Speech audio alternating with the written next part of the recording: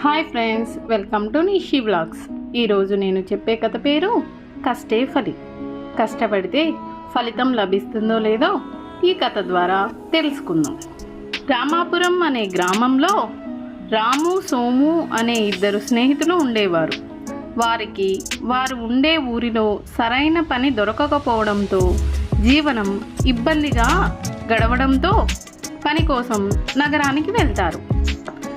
నగరంలో ఒక వ్యాపారి దగ్గరికి వెళ్ళి ఏదైనా పని ఇవ్వమని అడిగారు.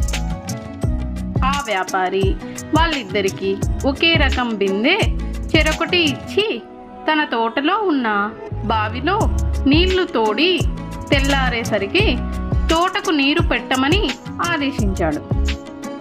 బిందెతో నీళ్లు తోడడం ఏమిటి, తెలివి తక్కువ పని కాకపోతే అనుకుని సోము ఆ రాత్రి పడుకున్నాడు. రాము మాత్రం కష్టపడి నీళ్లు తోడుతూనే ఉన్నాడు.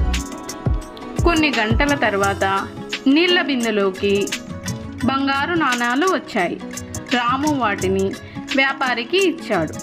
అతని ప్రయత్నానికి, మంచితనానికి, నిజాయితీకి మెచ్చి బహుమతితో పాటు ఉద్యోగం కూడా ఇచ్చాడు. సోము సిగ్గుపడి తన ఊరికి తిరిగి వెళ్ళిపోయాడు. రాముకు మాత్రం కష్టపడిన దానికి ఫలితం లభించింది.